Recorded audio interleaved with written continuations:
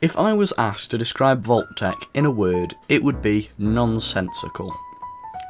Hello, welcome back to another video. In this video we are once again going to be diving into the many layers of Fallout's lore.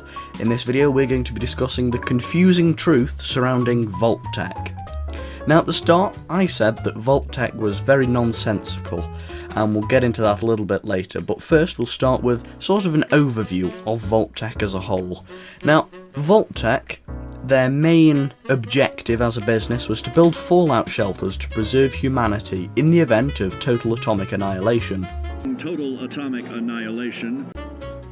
Now so far in the Fallout universe we have seen 122 vaults. We may not have actually been able to go into those vaults in any of the games, but they have been referenced. The strange bit is that the vaults weren't primarily to help people, but to run experiments on them. Like Fallout 3's Vault 108, home to Gary, and Gary, where Vault-Tec appointed a terminally ill overseer, and the scientists within the vault tried to clone him. They did it at least 54 times, and each new clone was becoming gradually more psychotic than the last. And Fallout 4's Vault 81, where there was a secret vault with researchers exposing its inhabitants to disease and trying to develop cures and monitor their effects. Well, that's all good. I mean, morally questionable, I guess that's evil, but okay. So, what was the plan afterwards? They had good funding and did it in partnership with America's government, so was there really no plan? It raises the question, why would they need social experiment data in the post-apocalypse? Well, I think that the Enclave seen in Fallout 2, 3, New Vegas and 76 took control before the war. Presumably they were the plan, but why would they need social experiment data?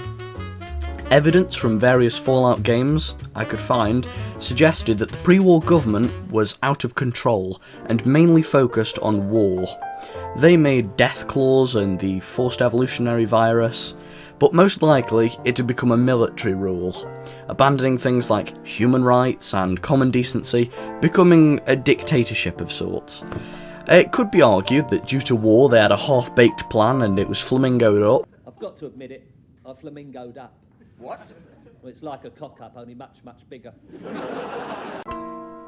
We can infer from Fallout 4's Nuka World DLC and other sources that the Enclave planned to launch a rocket and colonise another planet, but that is just speculation. But after the Great War, the idea was futile. Resistance is futile.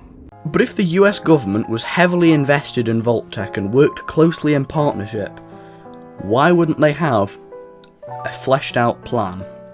I think that maybe in some future Fallout game we may get an answer. In Fallout 4 there is a Vault-Tec regional HQ, but that was destroyed when the bombs dropped. But inside there is a mini-story of an employee that figured out what Vault-Tec was up to, but was reassured and disciplined, as the terminal said, by his unstable and potentially homicidal boss. Perhaps not all of the government was aware, as in Fallout 76 it's revealed that Congress was murdered, giving credence to the dictatorship theory that the president and his cabinet became the Enclave after the war.